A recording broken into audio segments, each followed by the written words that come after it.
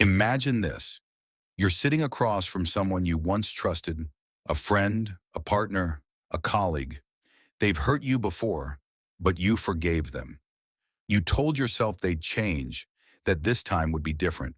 And yet, here you are again, feeling the same sting of betrayal, the same hollow ache in your chest. You wonder, why does this keep happening? Why do I keep attracting people who hurt me? It's a question that gnaws at you, not just in moments of heartbreak, but in the quiet hours of the night when the world is still and you're left alone with your thoughts. You replay the patterns in your mind, the broken promises, the emotional manipulation, the subtle digs that chip away at your self-worth. You tell yourself you deserve better, and yet, like a moth to a flame, you find yourself drawn back to the same kind of people, the same kind of pain. Here's the unsettling paradox. You know you're intelligent, kind, and capable. You've achieved success in other areas of your life. You've worked hard to build a career, cultivate friendships, and pursue your passions. And yet, when it comes to relationships, you feel stuck in a cycle you can't seem to break. It's as if some invisible force keeps pulling you toward people who drain you, who take more than they give, who leave you feeling emptier than before. What if the problem isn't them, but something deeper within you? What if the very qualities that make you compassionate and empathetic are the same ones that make you vulnerable to toxic people? What if the reason you keep attracting these relationships isn't bad luck or poor judgment, but a reflection of unresolved wounds, unmet needs, and unconscious patterns you've carried for years, maybe even decades? This isn't just about relationships. It's about identity, about the stories you've been telling yourself since childhood. It's about the beliefs you've internalized, about love, about worthiness, about what you think you deserve. It's about the parts of yourself you've hidden away, the parts you're afraid to confront because they feel too painful, too messy, too raw. Carl Jung once said, "Until you make the unconscious conscious, it will direct your life and you will call it fate." What if the toxic people in your life aren't random accidents of fate, but mirrors reflecting back the parts of yourself you've refused to see? What if they're not the problem, but the symptom, a symptom of a deeper, more profound struggle within you? This is the great question. Why do you keep attracting toxic people? And more importantly, what is it within you that keeps drawing them in? The answer isn't simple, and it isn't comforting.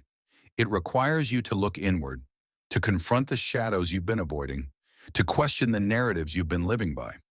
It requires you to ask yourself, what am I getting out of these relationships? What need are they fulfilling, even if it's a destructive one? What part of me feels at home in the chaos, in the drama, in the pain? This isn't about blaming yourself. It's about understanding yourself. It's about recognizing that the patterns in your relationships aren't random.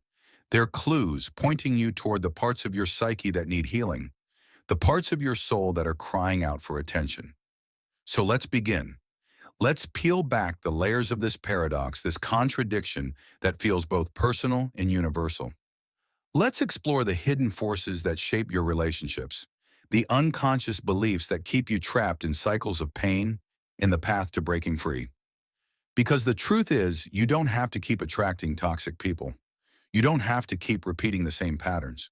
But to break free, you must first understand why they exist and what they're trying to teach you. This is where the journey begins. To understand why you keep attracting toxic people, you must first confront a truth that might feel uncomfortable. You are not a passive participant in your relationships.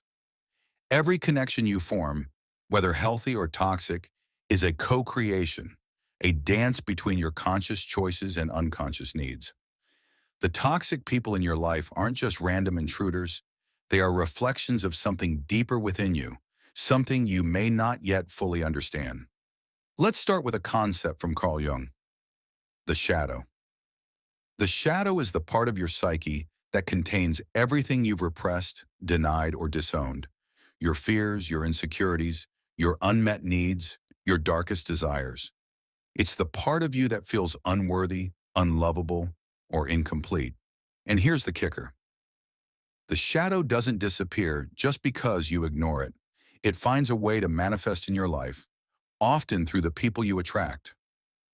Toxic people are like magnets for your shadow. The patterns you repeat in relationships don't just affect your emotional well-being, they shape your entire reality. Every time you stay in a toxic dynamic, you reinforce a narrative about who you are and what you deserve. Over time, this narrative becomes a self-fulfilling prophecy, a lens through which you see yourself in the world. Consider this.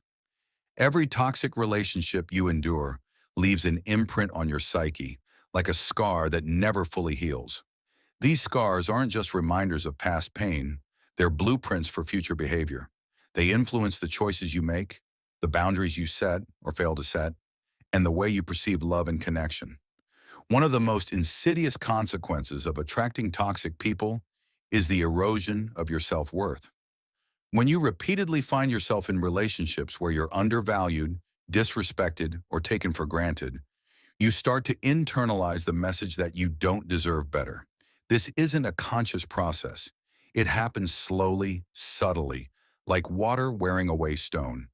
You might not even realize it's happening until one day you wake up and realize you've lost touch with your own worth. This erosion of self-worth has a ripple effect. It impacts your career, your friendships, your ability to pursue your passions. It makes you hesitant to take risks, to speak up, to assert your needs. It keeps you small, confined to a version of yourself that feels safe but unfulfilled. But the consequences go even deeper. Toxic relationships don't just affect your sense of self, they alter your brain chemistry. Studies have shown that prolonged exposure to emotional stress, such as the kind experienced in toxic relationships, can lead to changes in the brain's structure and function. The amygdala, the part of the brain responsible for processing fear and threat, becomes hyperactive, while the prefrontal cortex, which governs rational decision-making, becomes less effective. This means you're more likely to react impulsively, to stay in harmful situations, and to struggle with anxiety and depression. Breaking free from the cycle of attracting toxic people isn't just about leaving a relationship or setting boundaries. It's about reclaiming your sense of self.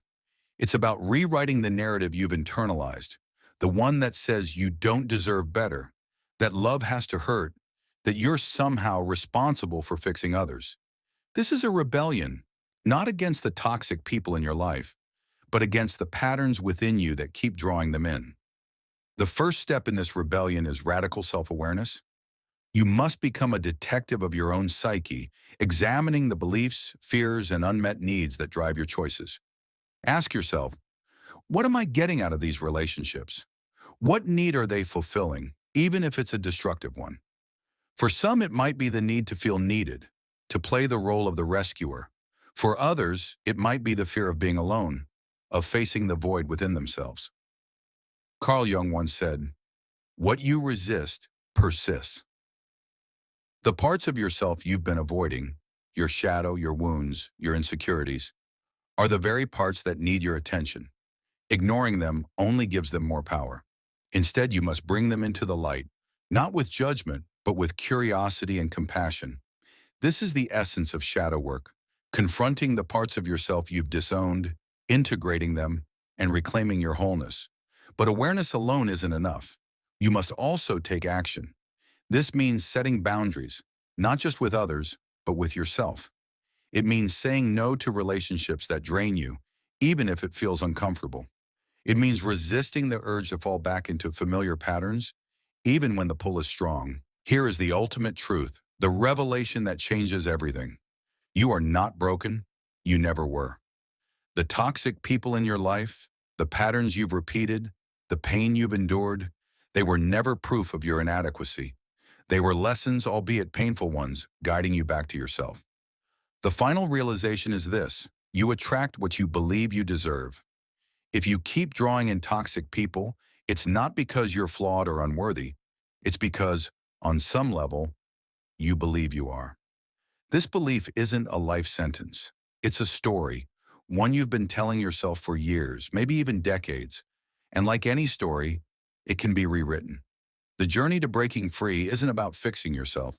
It's about remembering who you are. It's about peeling back the layers of conditioning, the wounds, the fears, and rediscovering the truth that has always been there. You are enough. You always have been.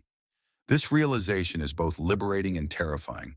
It's liberating because it means you no longer have to chase validation, to prove your worth, to sacrifice yourself for the sake of others. It's terrifying because it means taking full responsibility for your life, for your choices, for your happiness. But here's the beauty of it.